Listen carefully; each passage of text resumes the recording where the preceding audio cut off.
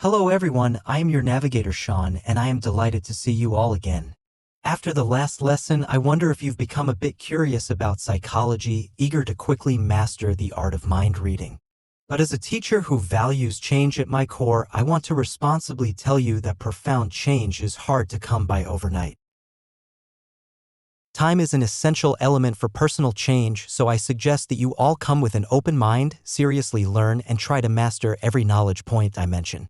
In coming days, I will also be here in our mind reading course, accompanying you through the entire learning journey. My course is designed with profound internal logic and forms a complete system.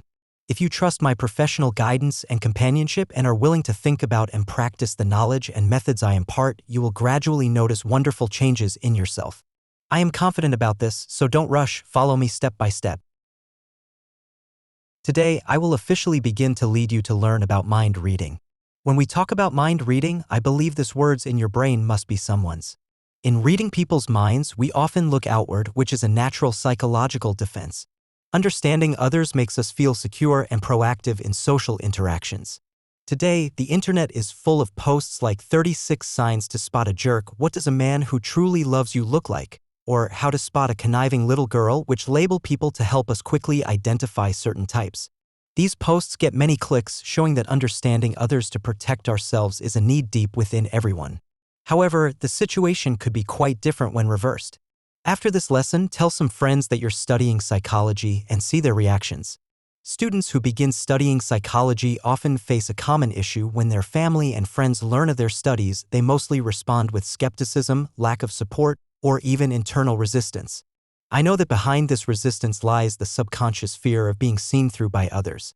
One student said that her husband's first reaction to her studying psychology was concern that she would know everything he was thinking. It's quite interesting, isn't it? On one hand, we desire to understand others, but on the other hand, we are afraid of being understood by others. We fear being seen through because we want to protect our advantageous position in relationships. Yet, in our daily lives, we subconsciously expect and react as if others should naturally understand and get us.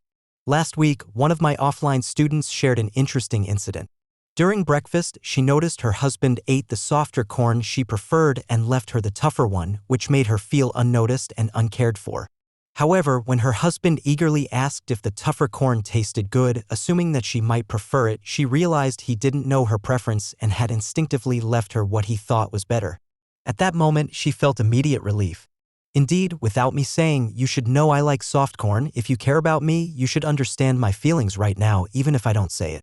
If you really love me, you should know why I'm angry now without me having to say it. If you truly care for me, even if I say I don't need help, you should still offer it. You see, isn't this the true state we often find ourselves in with close ones? We take for granted that others can understand our stance, thoughts, and feelings. Born in the 1980s, I recall how we used to love collecting colorful glass candy wrappers as kids. Looking through these wrappers, the world would take on different colors. Through red wrappers, the world would look red, and through green, it would turn green. The world was changed, not as it truly was, but tinted by the color of the wrapper, something even children could understand. But now, as adults, when we try to understand the world and other people, we're still influenced by these wrappers, yet many of us are completely unaware of it. I have been an interviewer for over a decade, and I know that each interviewer has their own unique criteria. For example, if the interviewer is someone who is attentive to others, they will more likely pick up the interviewee who dispose water cups that haven't been completely consumed when leaving the interview room. This creates a positive impression on the interviewee and leads to a more favorable evaluation. When I was a young interviewer, I also had my own distinct criteria. For instance, 7 years ago when I was selecting sales representatives for my team, I interviewed a girl.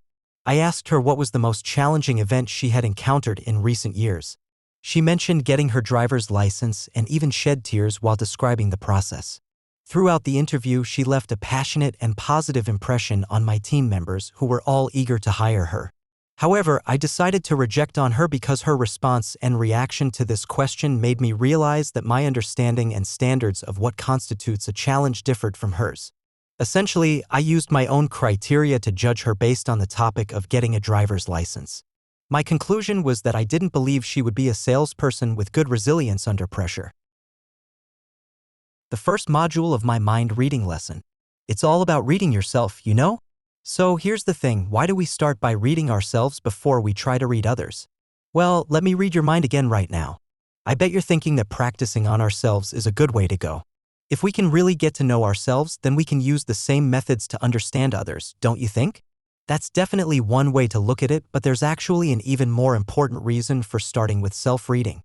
So, why do we read minds? It's because only when we understand ourselves then we can figure out what color our own candy wrapper is that affects our consciousness.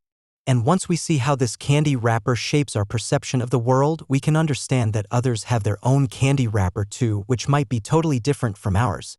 See, those people we aren't fond of or find hard to understand. Well, they're just looking at the world with their own unique candy wrapper. Influencing how we perceive things is called cognitive structure in psychology. Cognitive structure is a reference framework we use to perceive and process external information and engage in reasoning activities. Cognitive structure is the first concept in psychology that we need you to grasp in this lesson. In order to conserve energy to the maximum extent possible, our brain forms automated cognitive processes, which are stable cognitive structures. For example, when little girl A is sick, her mother will take care of her meticulously, prepare delicious meals, comfort her with gentle words, and touch her forehead to check if she has a fever.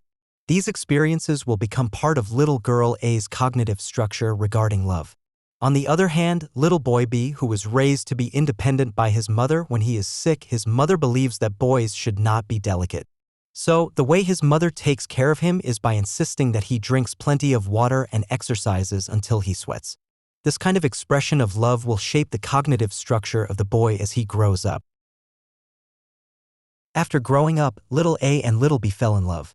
When little A fell sick, little B expressed his care and love by telling her to drink more hot water. At this moment, little A felt deeply disappointed because it differed from her past experiences of love, forming a cognitive structure. The boy's actions made her feel like she wasn't passionately loved by him. However, the boyfriend who tells you to drink hot water is indeed sincerely expressing his care and love for you. This is because his cognitive structure of how to express care and love is like this. The formation of cognitive structures is derived from our past experiences. Each of us accumulates different experiences from our past growth and educational experiences, naturally leading to the formation of different cognitive structures.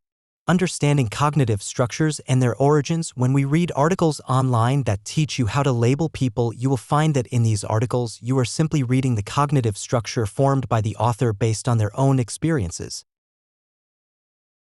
Our cognitive structures not only shape our perception of the truth but also deeply influence our behavior and emotions. There are online jokes that sarcastically say that when a beggar imagined to become an emperor, they is imagining eat bread every day, as bread is considered the highest quality food in the beggar's cognitive structure. Even if their social status changes, this cognitive structure will continue to influence their behavior until they have new experiences. Similarly, there is a story that if you plan to start a business and set a goal of earning $1 billion, if you seek the opinion of a friend who earns only $50,000 a year, they will definitely discourage you from doing it. In these two stories, each person's cognitive structure determines their behavioral choices regarding the events. Additionally, there is a well-known story called The Story of the Half-Filled Glass of Water that everyone can understand. Optimistic people will think it's great that there is still half a glass of water left, while pessimistic people will think there is only half a glass of water left and feel anxious. In this story, our cognitive structure determines our emotional response. The story of corn mentioned in today's class also illustrates that cognitive structure determines our emotional response. My students often get angry when they interpret their wife's behavior based on their own cognitive structure, but if they adopt their partner's cognitive structure, they will immediately feel warmth and happiness. In the last lesson, I mentioned that questions are more important than answers. In interpersonal communication, common problems and frustrations often arise due to differences in cognitive structures. If we cannot see these differences or try to impose our own cognitive structure on others, conflicts and contradictions will arise. There are two important stages in a family where intense conflicts often occur. One is when two people marry together and live together, and the other is when a child born in the family. One of my colleagues said that when she just had her first child, she almost had a big fight with her husband because he sometimes forgot to sterilize the milk bottles after washing them. This behavior immediately ignited her as she felt that her husband was irresponsible and lacked paternal love for their child. She was very disappointed in him. However, after she had her second child, she became rough in her way of taking care of the children. She didn't sterilize the bottles and the child didn't have any health problems after drinking the milk. At this point, when she looked back at her previous judgment of her husband, she realized that she was too sensitive and harsh. Many conflicts that erupted were unnecessary. For example, in the workplace, a leader's cognitive structure might be that they need to know what their subordinates are doing and expect real-time progress reports in order to show respect for their leadership. On the other hand, you may think that as a leader, if you assign a task to me, you should trust me and let me handle it without the need for constant monitoring and understanding. Asking others to meet our own cognitive structure will only result in us feeling exhausted, unappreciated, or misunderstood. If we can try to look beyond the surface views and behaviors of each person and see the cognitive structures behind them, we can see the world beneath the candy wrapper of others. By understanding each other, conflicts and contradictions may not occur at all, saving us a lot of time that would otherwise be spent on resolving them. Our interpersonal relationships will become more relaxed and efficient. Understanding our own cognitive structure and that of others can allow us to re-examine our relationships with ourselves and with others, which will also impact our future path in life. In 2015, when I was visiting a company, I saw a girl with outstanding temperament but a melancholic expression in the coffee shop where I was waiting for the meeting. She sat alone in the coffee shop, lost in thought. During the waiting time, I occasionally glanced at this girl. In my mind, I tried to predict what kind of person she was. This has always been a game I play with myself, practicing observation and mind reading in my spare time. I guess my attention caught her notice because the coffee shop was not big. She warmly greeted me from a few tables away. "Hi, are you here for business in our company?" This proactive greeting broke the silence in the coffee shop. After a few minutes of chatting, the girl knew about my profession and got my phone number. A week later, I received a 1-hour phone call from the girl during which she shared her current state of confusion in her career development. In the 3 years since graduation, she had tried many jobs: store management, receptionist, tour guide, key account marketing, and human resources management. Although she did well in these jobs, she was not happy. So, for the past few years, she had been constantly changing, trying to find the right position for herself. The girl hoped that I could help her find guidance and clarity in her current state of confusion on how to break free from the dilemma of her career development. Among the personal counseling issues I have received, the most common type is the problem of choice. Not knowing how to choose, this can bring us a sense of confusion in our life development. Confusion often reveals two different dilemmas for individuals. One is the lack of direction, which is mostly caused by not knowing ourselves. The other is the lack of a path, which is often caused by insufficient external resources. To overcome the lack of a path, we need to build more connections and create more possibilities. This is a problem that other courses need to solve. However, our own understanding of ourselves determines the direction we choose in life. We feel confused because we lack direction, and fundamentally, it is because we do not know ourselves. Therefore, to help this girl break free from confusion and find direction, it is necessary to guide her in self-exploration and self-awareness and help her find and upgrade her self-schema. The concept of self-schema is also one of the most important concepts in psychology. In this lesson, I hope everyone can understand this knowledge point. Self-schema is like a script that dominates the development of our life's storyline. This script, using the trendy term, can be referred to as character design. The director of our life's drama is actually our self-schema. Later, under my guidance, the girl conducted a lot of self-analysis, self-awareness, and exploration, gradually clarifying and improving her goals for character design. In the future, she wants to become a senior expert in the field of public affairs for resource-based companies. This type of work mainly involves coordinating the relationships between companies, government, public media, and resource-based entities. It also involves interacting with people, but at a higher level where networking takes more time and short-term performance indicators are not pursued. This will be more conducive to her natural advantages and better meet her inner expectations for herself, making it more suitable for her.